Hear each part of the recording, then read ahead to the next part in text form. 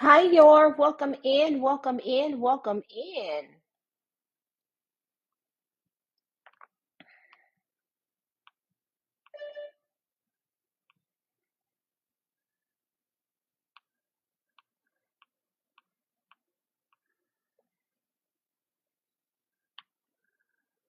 Hey, Jazzy Fizzy. Welcome in. Are you going to stay in the comments and tap? Huh, Jazzy?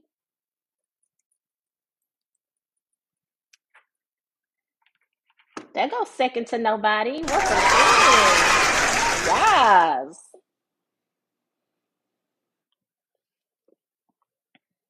Okay, wonderful, Jazzy. If you could tap, that would be amazing.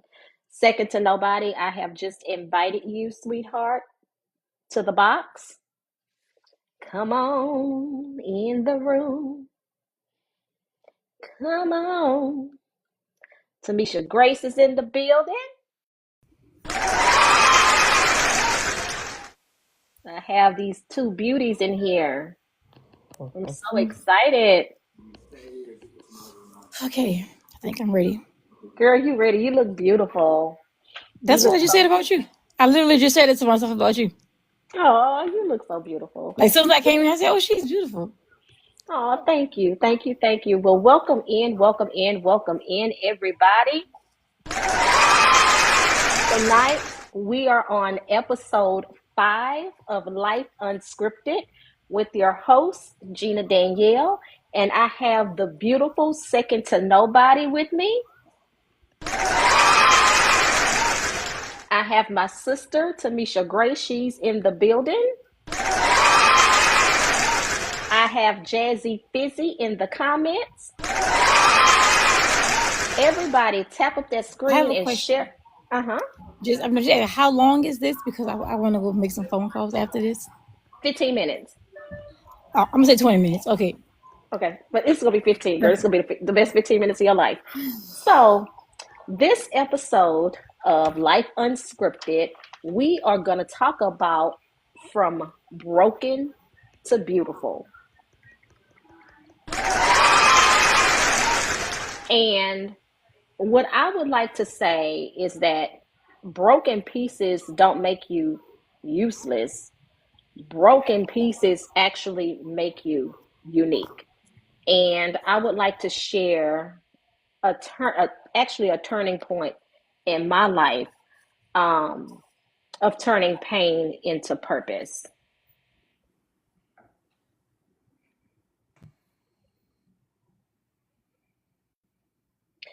And for me, and for me, I want to say,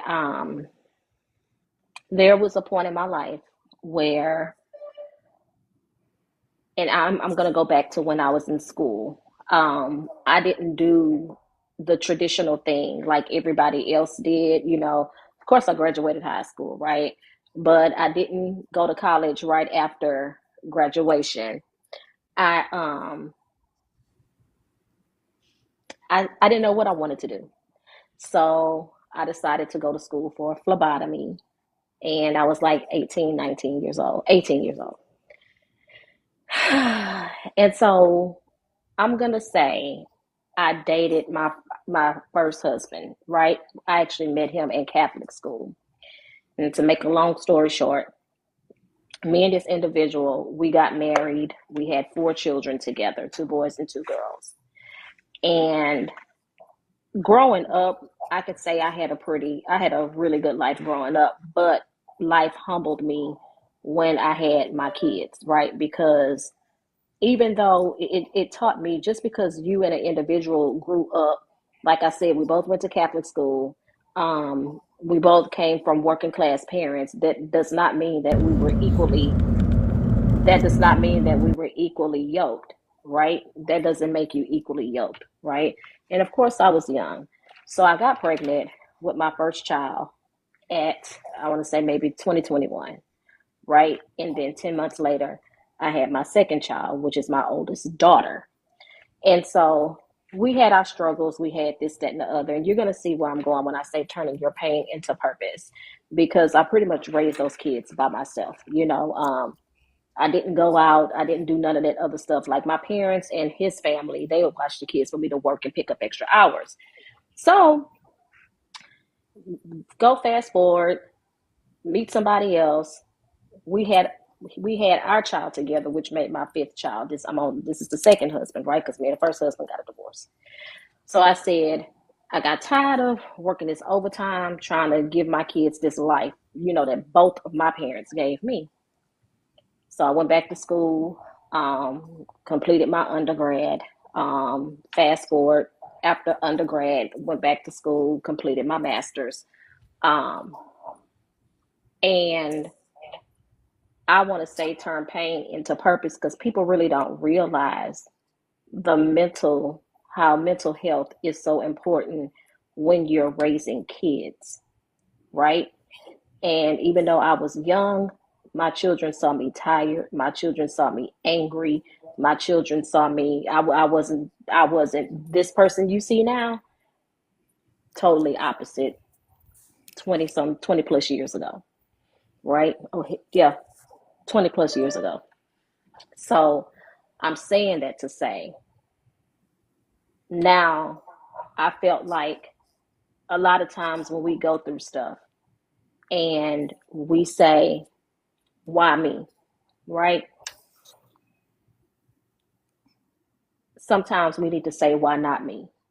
Because God could be using you to go through this journey, right? To go through this stuff so you can be a blessing to somebody else. Because it's been several people that went through a similar situation as myself, and I had to help them get to the other side.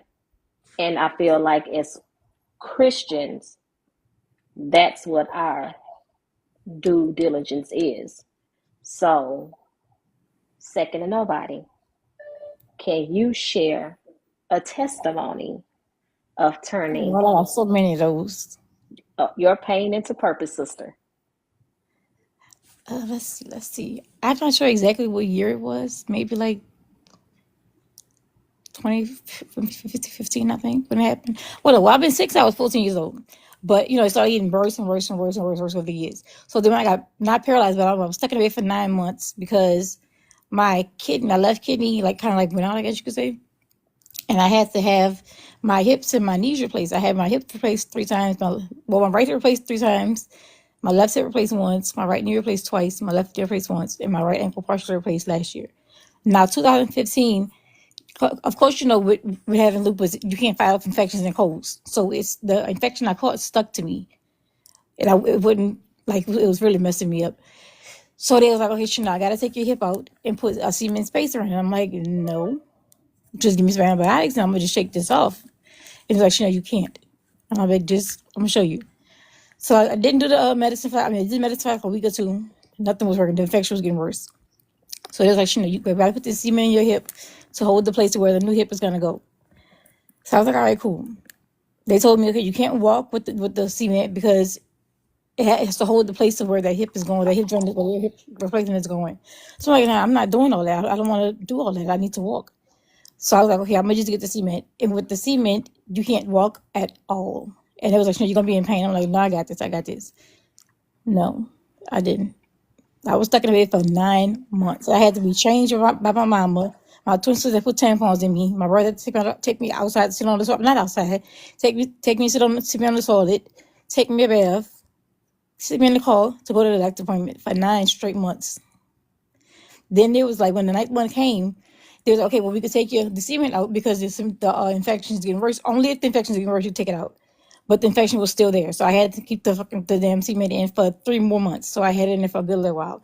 So when I was stuck in the bed for them 9 months, not so much said that I was like giving up because I really wasn't. Just so much as saying like, why me? Like, why do I have to do this? And my twin sister goes through none of this. Like Janelle has lupus, yeah, but she doesn't have the rest of the things I have. She don't have the blood clots, like the replacements, like none of that. And I was like, okay, not to question God, but like, why me, my nigga? Like, what happened? And I was laying in bed those 9 months, and I'm like, you know what? I can't do this no more.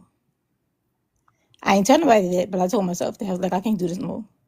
So I kind of like gave up. But when I got my new hip and I started learning how to walk, I was like, no, I got this. I got this. So, and then now I got to get my foot. Like people That's think by looking at me that I'm not sick, but I'm always in the hospital. mhm. When I say always, I mean always. I have a a friend. Oh my gosh, me and this girl is like I'm trying not to cry because this. it's gonna get me. Me and this girl is like this, and her name is Labrina. Okay, I feel it. Wait. It's okay. It's okay. It's okay. No, it's okay.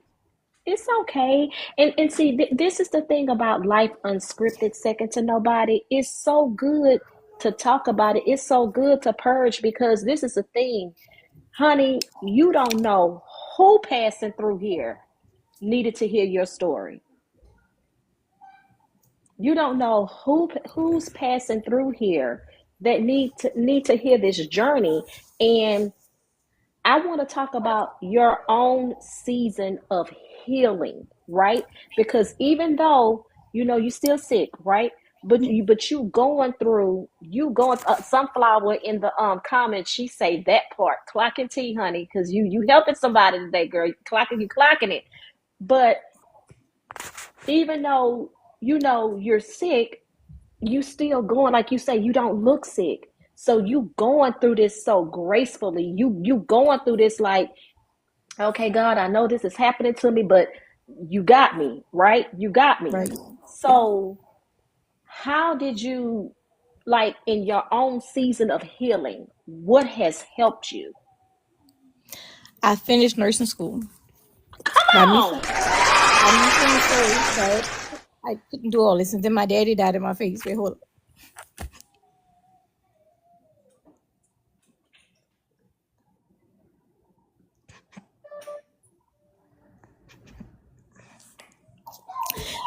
Wait, I can't do it. Yes, you can. You got this. Come on, you doing it. Don't say what you can't do. Can't is not in your vocabulary. You got this, girl.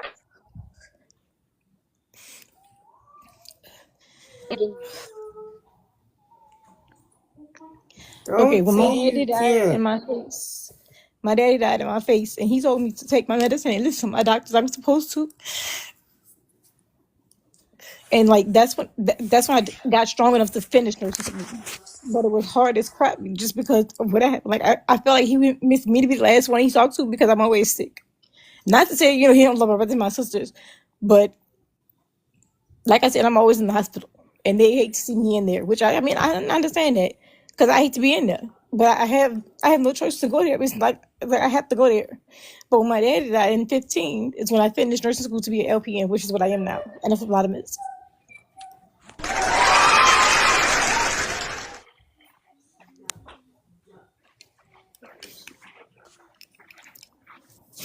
That's amazing.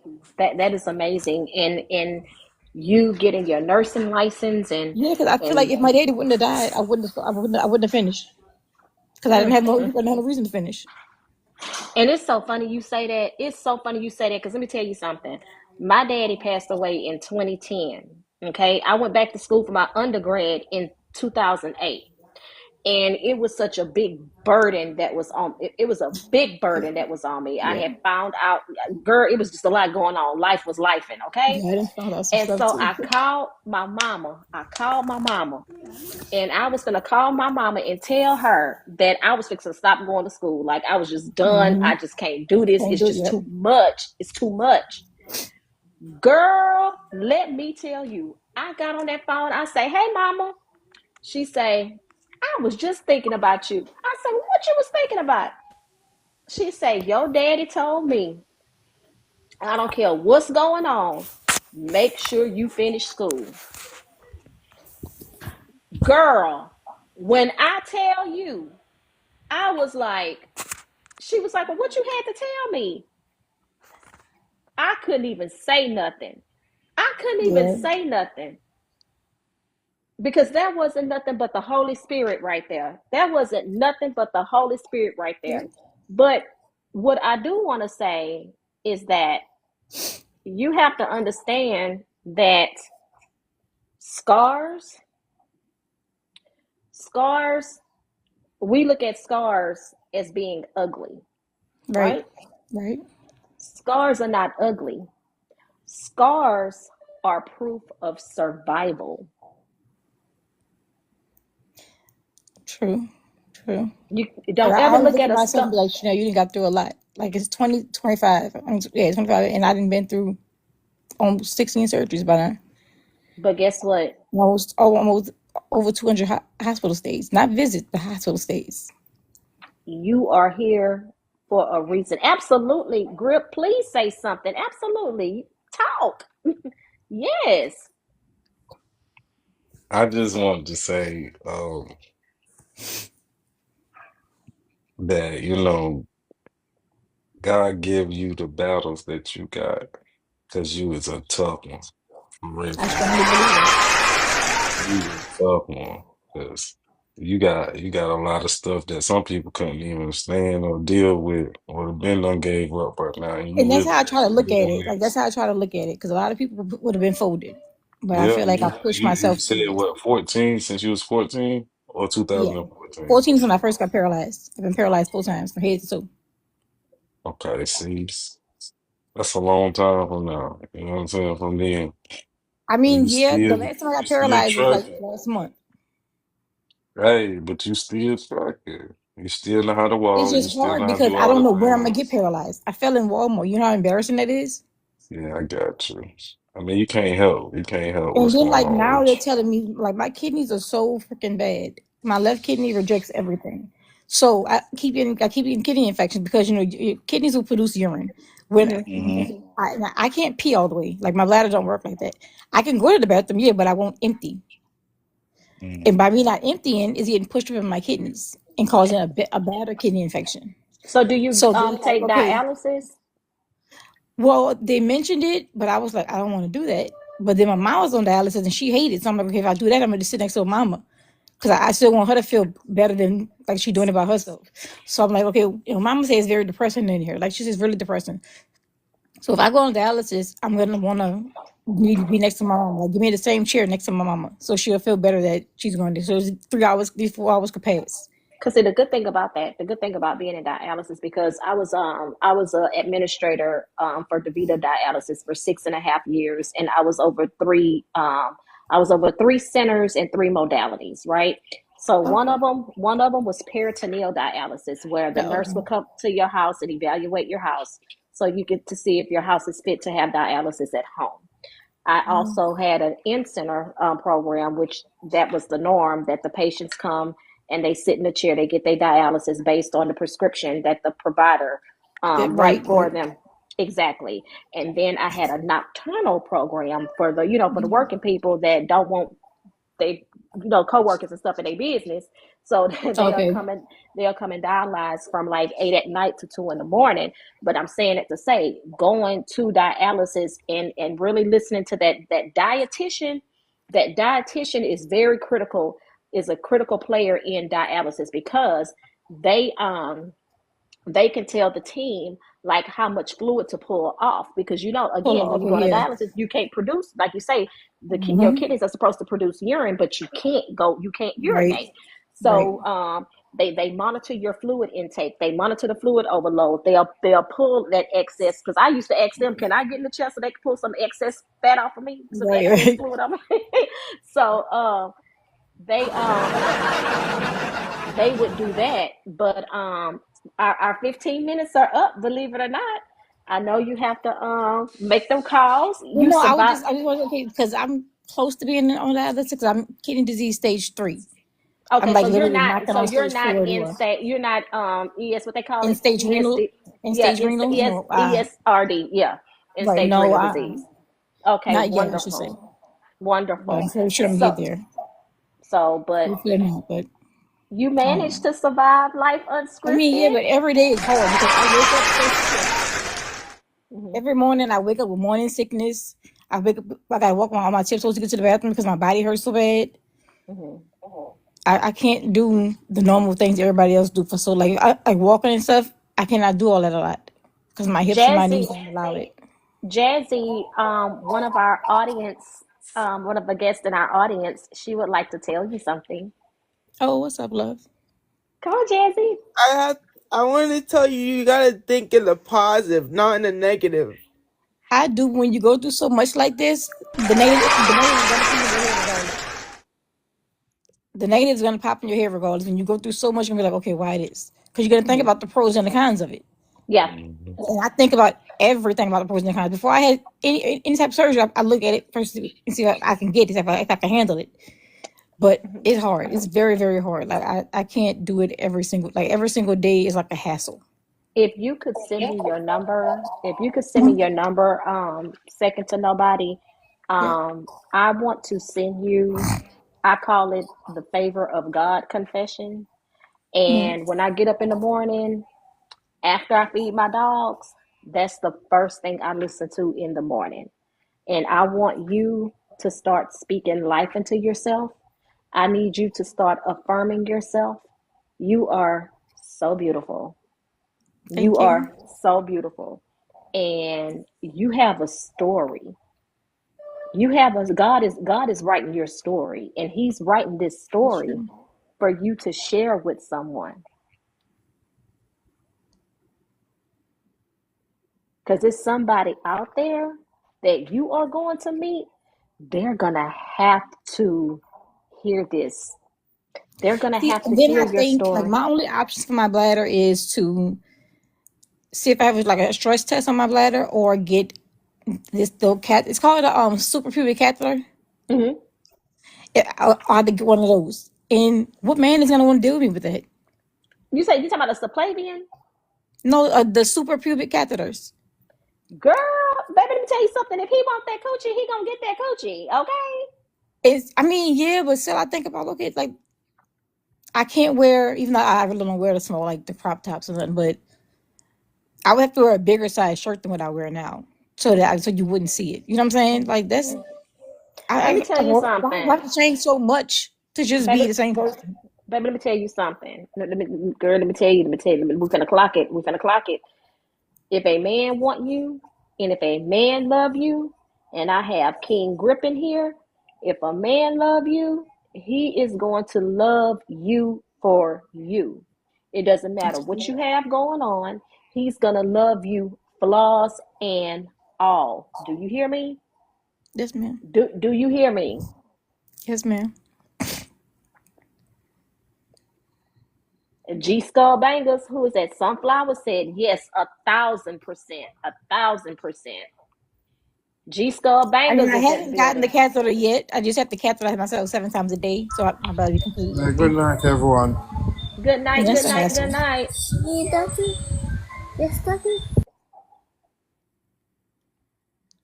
Like I have to catheterize myself 7 times a day.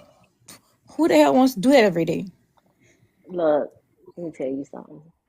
I'm gonna tell you something. Like I be crying when I have to do this crap. I be like, what the fuck? Like, why I me? I Like understand, Janelle don't go through nothing. but this is the thing. My twin But sister goes through nothing. but why not? This is the thing. Don't look at it like that. Why not you? Because guess what? You here. You're here. You are here. You didn't have to wake up this morning. You didn't have to wake up yesterday. You didn't have to wake up the day before yesterday. You didn't have to wake up last week. You're here. You are here, baby. Turn it around. Turn that pain into purpose. You are beautiful. You are vibrant. You are smart. You have a story to tell.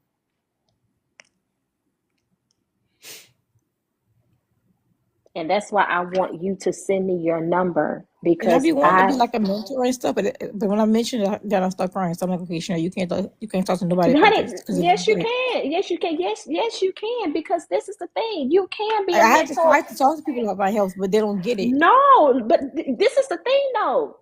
Crying, Like people think I just want a pity party. no, you're purging.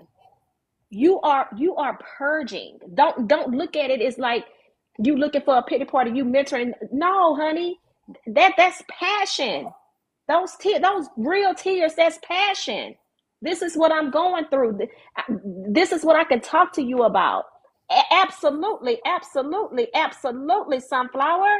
Amazing and beautiful. Keep pushing. Cry all you want, boo. That's what Sunflower says.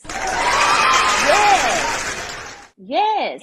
If crying is going to get you to the other side, girl, cry. Cry. Don't hold that in. Do not hold that in. Because I'm gonna tell you something about me. A lot of times people may say, "Oh, Gina always talking shit. Gina always doing this, that, and the other." This is life unscripted, okay?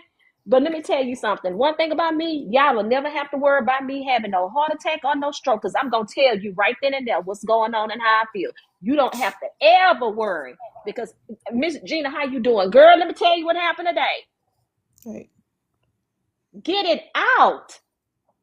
Girl, get it out. Even if you gotta go I just outside look at it and like, why my scream. twin sister don't have nothing? Like Janelle just has lupus. Her lupus in stage 1. Like, why I gotta be in stage 3? What the hell am I doing wrong? You make Like, all of why your do I have to appointments. go through all of this? You make all of your appointments. You eat all the things you're supposed to, right? You Mm-hmm. follow every order that the doctor give you, and you work in healthcare, so you're a nurse. You know what that look like. Yeah, right. Beautiful. You got this. Thank you. And send me your number, because Well, I'm actually going to do it now. I have it recorded, honey. All you got to do is play it. Okay? These are I'm gonna send it favor now. of God confessions. Do you hear me? You're gonna speak life into yourself. You're gonna look at yourself in the mirror and you're gonna speak life every day. Even if you don't want to get up, even if you hurt, you still speak life into yourself, okay? I wear a shell of myself every day because I don't want people to let people in. No, because the thing about it, don't miss out on your blessing. Don't miss out on your blessing. Because it's no, I'm gonna say this, it's no mistake that we met. It's no mistake Right. that you sharing your story right now. Right. You were so nervous, you didn't know what to do. And baby, No, I didn't. you I didn't. just ugh. I tried. No, you did wonderful. You did Thank great. you. And that's why it's called Life Unscripted. This is not nothing perfect. This is not nothing rehearsed. This is not, no. It's genuine, authentic people talking on these panels, sharing their story, sharing coping mechanisms. Because the thing about it, in this TikTok world, you don't know who's passing through listening to your story. Right, yeah. You don't know who you blessing right now. It could be somebody in this panel that's going through something and don't want to talk about it, and want to know what kind of coping mechanism they can use. Right. You just don't know.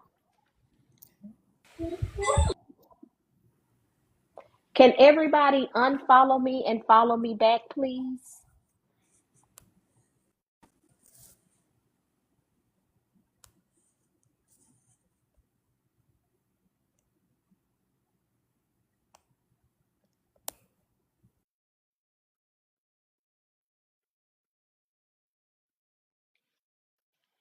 And guys, I done it. that was Life Unscripted with your host, Gina Danielle, my beautiful co-host, second to nobody. I'm going to end this live and I'm going to start the next one in less than 2 minutes. I love you Thank all. you. I hope I'm about to this send it right now live, too. okay. I hope this live helps somebody tonight. See y'all next Tuesday for Life Unscripted. Thank